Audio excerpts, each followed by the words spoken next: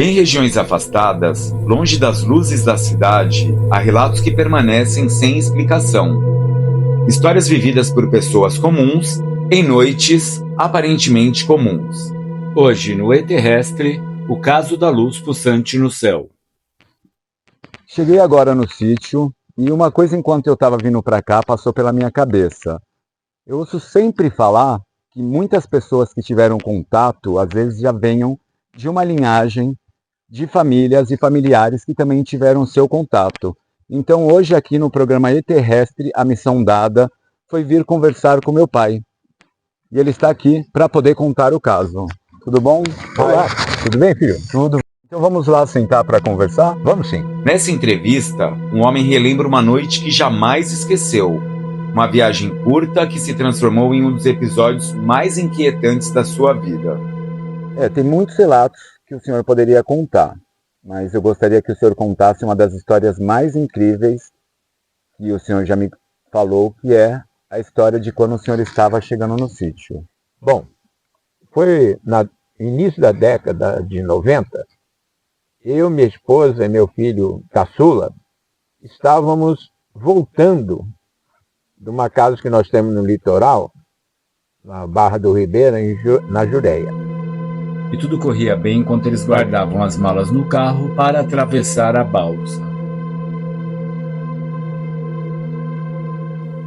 Eu acredito que nós deveríamos, ou melhor, né, ou embarcamos na balsa por volta da meia-noite e 15, que era o último horário que a gente tinha na época. E fomos pela estrada. Essa chácara que nós tínhamos era em Miracatu. Pegamos a antiga estrada do Copeçuca. Após atravessarem a balsa, a família seguia por uma estrada isolada, em direção ao sítio onde costumavam passar os finais de semana.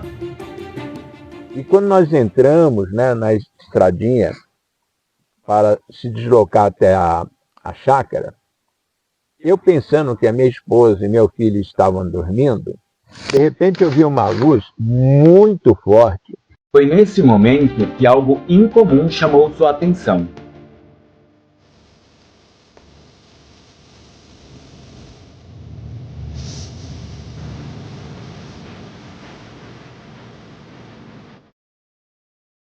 Uma luz verde, forte demais, descendo, né, em diagonal, da minha direita para a esquerda. Segundo o relato, a luz parecia desafiar tudo que ele conhecia.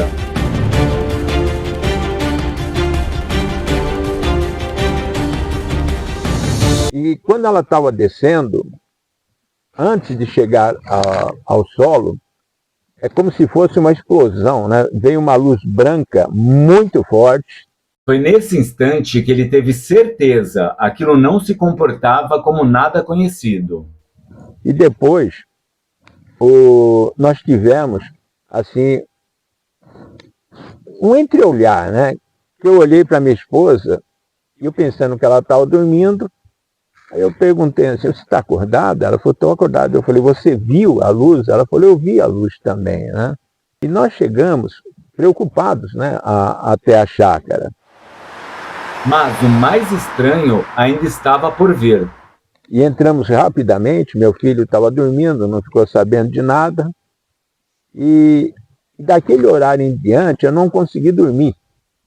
E não se escutava nenhum barulho. E tinha cachorros lá, né? Não só na nossa chácara, do caseiro, como das outras chácaras.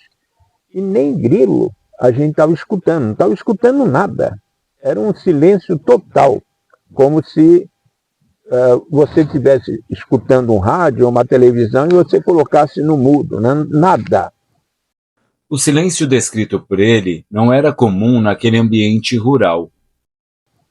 Eu sei que eu fiquei preocupado que algo pudesse acontecer, porque é natural que a gente possa ter medo. Nós gostaríamos de ver, mas acreditamos muitas vezes que pode acontecer alguma coisa e nos tirar aquela tranquilidade. O silêncio absoluto transformou o local em lugar hostil. E eu fiquei acordado na sala, minha esposa ficou no quarto com o nosso filho caçula, e eu fiquei assim, ó, tentando observar. Não coloquei a cabeça para fora, nem abri a janela, mas eu fiquei quietinho na sala. Até nós tínhamos 2 ganchos, eu coloquei uma rede, né, fiquei sentado. Se desse algum sono, eu estaria deitando na rede. E eu acredito que deve ter sido por volta de 5 horas e pouco. Começou novamente os cachorros latir, a escutar barulho de sapo ou de rã, e você escutava também aqueles barulhos de grilo, e voltou tudo à normalidade. A vida noturna voltou a respirar. Mas algo naquela noite permaneceu fora do lugar. Aí eu fiquei mais tranquilo, né? Esperei o dia amanhecer, fui ver, não tinha nada de anormal, mas só aquele fato, né, daquela luz verde muito forte, vindo em diagonal da direita para a esquerda, e como se fizesse assim um freio, né, que ela, antes de chegar no solo, né, fez aquela bola de luz branca. Depois a gente não viu mais nada, escureceu totalmente, né? O senhor tem uma base de qual distância que estava esse objeto? Bom, na realidade, eu não vi o objeto, eu vi só luzes, né? Muito forte as luzes. Sim, tanto a verde, que era um verde que é indescritível, né, isso aí. Como a bola branca, que é branca, né? A gente vê aquele clarão. Eu não sei mais ou menos a distância, calcular a distância, né? Nós estávamos, quando nós vimos essa luz, algo em torno de 1,5 km, 2 km da nossa casa lá na chácara, e provavelmente, não acredito, no máximo uns 3, 4 quilômetros, né? No máximo isso aí. Pode ter sido, né, um pouco mais ou até um pouco menos, pela distância, e eu dirigindo, né, apesar de ter até diminuído a marcha, né, para observar, e quase parando o carro, mas eu não saberia dizer. Eu sei que nós estávamos entre 1,5 km e 2 lá da entrada da nossa chácara, né? Mas as luzes que o senhor viu eram objetos diferentes, ou o próprio objeto ele teve alguma mudança de cor, que foi dessa verde provavelmente cintilante, uma cor que o senhor mesmo falou que não sabe como descrever, ou o objeto branco já se tratava de outro objeto? Não. Era um objeto único, né? É como se ele tivesse clareando o lugar onde que ele iria pousar ou aterrissar, e para que pudesse ver melhor, né? Eu até tentei conversar com algumas pessoas, mas geralmente, né, o pessoal que vai para um final de semana, né, os sitiantes ou até mesmo caseiros, eles dormem cedo e a maioria das vezes acordam cedo também, mas não acordariam dentro desse horário, né? Tentei ver mais ou menos, né, onde que aconteceu esse fato, né, mas como que era de difícil acesso até lá, não consegui chegar. Mas eu sei que era um único objeto. Era o facho verde e aquela bola branca, como eu disse, né, tentando, talvez, né, na aterrissagem, iluminar o lugar que estava chegando, né? Mas foi muito forte. Era um objeto que voava muito alto, o tamanho dele se equiparava através da luz de um tamanho de avião, menor, maior. Qual era a sua percepção do que o senhor tinha vendo aquela luz? Bom, avião não era, porque se fosse avião ele estaria bicando e explodiria, né, ao cair no solo, né? Mas pela claridade que se deu, né, tanto do facho verde como lá, não era um objeto muito pequeno, não. Eu acredito que ele tinha uma certa dimensão para fazer aquela claridade toda, né? É como se ele tivesse fazendo uma espécie de, como é que eu posso dizer, camuflagem, né? Então, tanto no facho como também na descida, né? Eu não consegui ver o objeto, volto a dizer. Eu vi somente a luz forte, tanto verde como a branca. mas não era uma luz pequena, né? Vamos dizer assim, como se fosse um laser, como se fosse um rojão, algo nesse sentido. E não poderia ser rojão também, quem que soltaria um rojão de cima para baixo? Né? E a altura foi considerável, né? que deu para ver. E não foi slow motion, né? Muito lento, ele veio e só quando ele fez o clarão branco que ele reduziu um pouco a velocidade, sumiu a luz verde e ficou só a luz branca. Ó, eu vou dizer que uma coisa bem simples dá para se explicar, né? Você está dirigindo um veículo e você vê algo na tua frente que automaticamente você não consegue frear bruscamente. Tá? Você vai freando aos poucos. No caso dele foi diferente, né? Ele veio com uma certa velocidade e de repente ele foi reduzindo. E aí formou aquela bolha branca onde que eu acredito que ele aterrissou. Perfeito. Mas ficou uma coisa assim, como se fosse um globo, né?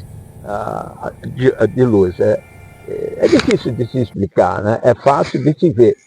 Naquele tempo não tinha facilidade também, né, de celulares ficarem gravando. Né? Utilizava os celulares na época mais para troca de mensagem, ligações, assim por diante. Porque se fosse hoje em dia, daria até para mostrar, né, como que ele foi. Né? Como se fosse aquela bola, um grande chapéu, uma grande tenda, um grande guarda-sol. Né? Bom, entre vários relatos, eu quero agradecer muito por você disponibilizar o seu tempo para poder falar com a gente. É um relato realmente muito impressionante. Muito obrigado, seu Hilary. Eu que agradeço aí a oportunidade de contar. Eu já contei inúmeras vezes. E quanto mais vezes nós podemos contar isso, as pessoas vão tendo mais credibilidade, não na minha história, mas na existência de outras terras, de outros planetas, né, de outros seres. Eu que agradeço, tudo de bom a vocês, sucesso a vocês. Após o relato, os acontecimentos daquela noite podem ser relembrados com clareza. Uma família deixa a casa de praia, atravessa a balsa e segue por uma estrada escura rumo ao sítio.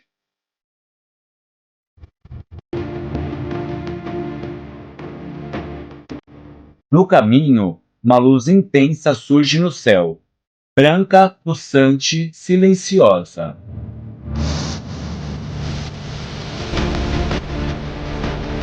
Em seguida, a luz muda de cor e fica verde.